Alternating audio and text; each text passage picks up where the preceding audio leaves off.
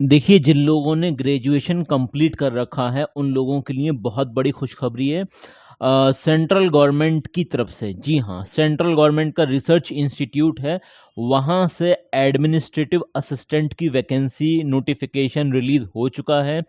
किस तरह से अप्लाई करना है, क्या एलिजिबिलिटी क्राइटेरिया है, सिलेक्शन का प्रोसेस क्या है, कंप्लीट जानकारी आपको मिलने वाली है रोजगार अपडेट विद आदिल खान पर। अभी तक जिन लोगों ने भी चैनल को सब्सक्राइब नहीं किया है तो सब्सक्राइब कर लें और ऑल नोटिफिकेशन ऑन कर लें, ताकि कोई भी वैकेंसी आएगी तो सबसे पहले नोटिफिकेशन आप लोगों के पास पहुंच जाएगा और आप वक्त रहते हुए अप्लाई कर पाएंगे। तो चलिए देख लेते हैं आज की वैकेंसी, ऑफिशियल नोटिफिकेशन और ऑफिशियल वेबसाइट। देखिए, ये है website Indian institute of science, भारतीय विज्ञान संस्था। अब इसकी वेबसाइट पर आप जैसे ही आएंगे तो ये वन ऑफ द प्रीमियर, आप कह सकते हैं बहुत ही शानदार इंस्टीट्यूट है।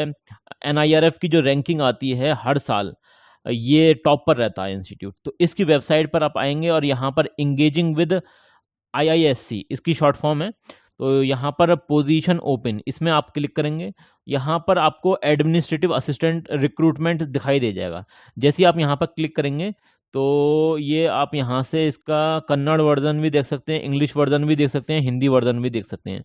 मैंने ये ऑलरेडी डाउनलोड कर रखा है, जो नोटिफिकेशन है इनका वो मेरे पास ऑलरेडी डाउनलोड है। ये मैं आपको दिखा देता हूँ नोटिफिकेशन। देखिए, ये नोटिफिकेशन है और ये 29 मई को आया था, 29 मई को आया था, 29 मई को आया था। अब यहाँ पर समझने वाली बात क्या है, पोजीशन का नाम क्या है, सबसे पहले आपको क्लियर होना चाहिए। पोजीशन का नाम है एडमिनिस्ट्रेटिव असिस्टेंट।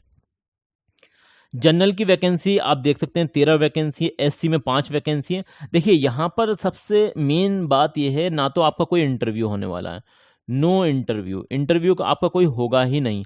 आपका सिंगल, यस जी, सिंगल एक रिटन टेस्ट होने वाला है जी, रिटन टेस्ट होने वाला है। उसके बेसिस पर आपका यहाँ पर सिलेक्शन होगा और उसका भी सिलेबस इन्होंने जारी कर दिया है, डेट भी बता दी है कब इसका एग्ज़ाम होने वाला है।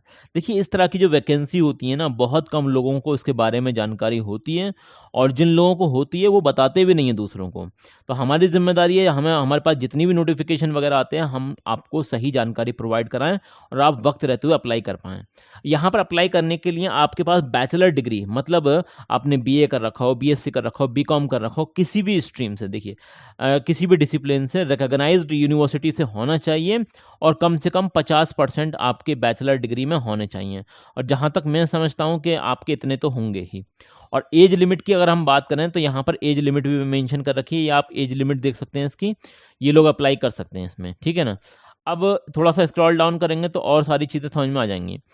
कुछ लोगों को कन्फ्यूज़न होती है, जैसे सर हम मतलब पूछते हैं, क्वेश्चन पूछते हैं कि हम तो यूपी से हैं या बिहार से हैं या फिर महाराष्ट्र से हैं, तो यहाँ पर हमें रिजर्वेशन का फ़ायदा मिलेगा या नहीं मिलेगा। तो बिल्कुल मिलेगा, क्योंकि यहाँ पर सेंट्रल गवर्नमेंट के रूल्स फॉलो होने वाले हैं, सेंट्रल गवर्नमेंट के रूल फॉलो होने वाले हैं। तो यहाँ पर आपको बिल्कुल वेटेज मिलेगा और रिजर्वेशन भी मिलेगा, सारी चीज़ें होने वाली हैं।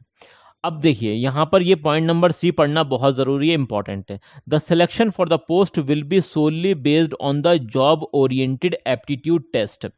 आपका जॉब ओरिएंटेड एप्टीट्यूड टेस्ट होने वाला है, रिटन टेस्ट होगा और 100% वेटेज उसी की ही होने वाली है। इसके अलावा कोई इंटरव्यू कुछ नहीं होने वाला है, ना कोई ग्रुप डिस्कशन, कुछ नहीं।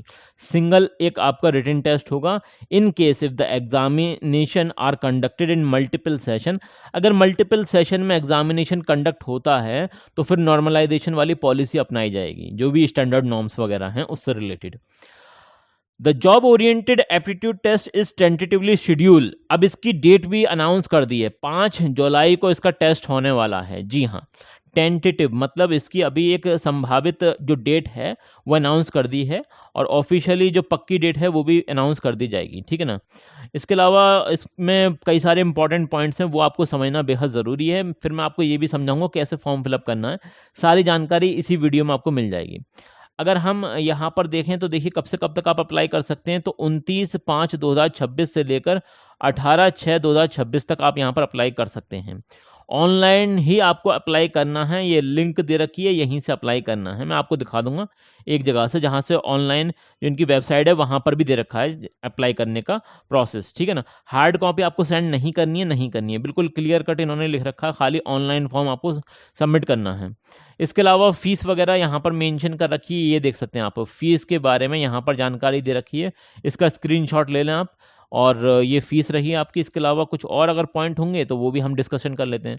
देखिए, अगर हम सिलेबस की बात करें कि क्या-क्या चीज़ें इसमें आने वाली हैं, सबसे बुनियादी सवाल तो यही है कि जब एक सिंगल रिटन टेस्ट आपका होने वाला है, सिंगल रिटन टेस्ट आपका जब होने वाला है, तो इसका सिलेबस क्या है? तो सिलेबस आप यहाँ पर देख सकते हैं, आपसे क्वांटिटेटिव एबिलिटी के 16 क्वेश्चन पूछे जाएँगे, हर एक क्वेश्चन 1 नंबर का होने वाला है।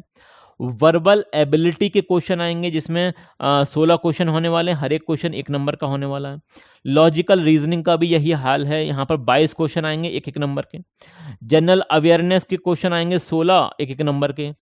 नॉलेज इन कंप्यूटर एप्लीकेशन, तो इसमें 10 नंबर के क्वेश्चन आएँगे, ठीक है ना? 10 क्वेश्चन इसमें भी आएँगे। और ये टोटल जो क्वेश्चन आपके आने वाले हैं वो 80 आने वाले हैं, और आपका जो टाइम मिलेगा, आपको 1.5 घंटे का टाइम मिलेगा। 1.5 घंटे का टाइम मिलने वाला है आपको। और डिटेल में जो मतलब सिलेबस वो भी दे रखा है, वो भी आप देख सकते हैं। क्वांटिटेटिव एबिलिटी के बारे में आप यहाँ से पढ़ सकते हैं, कौन-कौन से टॉपिक हैं। वर्बल एबिलिटी का यहाँ पर ये दे रखा है। लॉजिकल और न्यूमेरिकल रीज़निंग दे रखी है। इसके अलावा जनरल अवेयरनेस का भी यहाँ पर सिलेबस दे रखा है, जो आपसे पूछा जाएगा क्वेश्चन उससे रिलेटेड। और knowledge in the computer application, इसके बारे में भी जानकारी दे रखी है। चलिए, ये सारी चीज़ें तो हो गई। अब इसकी वेबसाइट पर आप जैसे ही आएँगे, तो यहाँ पर ये जो अनाउंसमेंट और रिक्रूटमेंट वाला सेक्शन है, तो यहाँ पर आपको इसका एडवर्टाइज़मेंट मिल जाएगा। आप खुद भी इसे पढ़ सकते हैं, बिल्कुल पढ़ना चाहिए, वेरीफ़ाई करना चाहिए, उसके बाद ही अप्लाई करना चाहिए। 29/5/2026 से लेकर 18/6/2026 तक आप यहाँ पर फॉर्म अप्लाई कर सकते हैं। ये डेट है, ये मतलब डेट है 18 जून तक आप यहाँ पर अप्लाई कर सकते हैं। अप्लाई करने के लिए सबसे पहले आपको यहाँ पर क्लिक करना पड़ेगा, क्लिक फॉर द रजिस्ट्रेशन। जैसे आप यहाँ पर क्लिक करेंगे, आपके सामने एक पेज ओपन हो जाएगा, जो कि लोडिंग लेगा थोड़ी-सी, उसके बाद वो ओपन हो जाएगा। और यहाँ पर आप ये देख सकते हैं कि एक इंस्ट्रक्शन वाला पेज आ चुका है। इसे आपको पढ़ लेना है, पूरा जो भी इंस्ट्रक्शन पेज है। उसके बाद इसे क्लोज़ करेंगे, थोड़ा-सा ये भी आप पढ़ सकते हैं, जो भी जानकारी दे रखी है यहाँ पर। इसके अलावा ये सारी चीज़ें बहुत ही इम्पोर्टेंट हैं, आपको ये पढ़ लेनी चाहिए अगर आप अप्लाई करना चाह रहे हैं। तो रजिस्ट्रेशन वाला फॉर्म आपको मिल जाएगा। सबसे पहले एप्लीकेंट का फुल नेम आ जाएगा, फिर फादर का नेम आ जाएगा, और एप्लीकेंट मदर नेम आ जाएगा। इसी तरीके से मोबाइल नंबर यहाँ पर, फिर कन्फर्म मोबाइल दोबारा से आपको लिखना है, ऑल्टरनेटिव मोबाइल डाल देना है, ईमेल आईडी आपको लिखनी है, कन्फर्म ईमेल आईडी डाल देनी है। और इस तरह से यहाँ पर जनरेट ओटीपी कर सकते हैं, और रजिस्ट्रेशन कंप्लीट हो जाएगा। इसके बाद आप यहाँ पर लॉगिन कर सकते हैं। देन आगे का जो भी प्रोसीजर है, जो भी फॉर्म है, वो आप यहाँ से अप्लाई कर सकते हैं।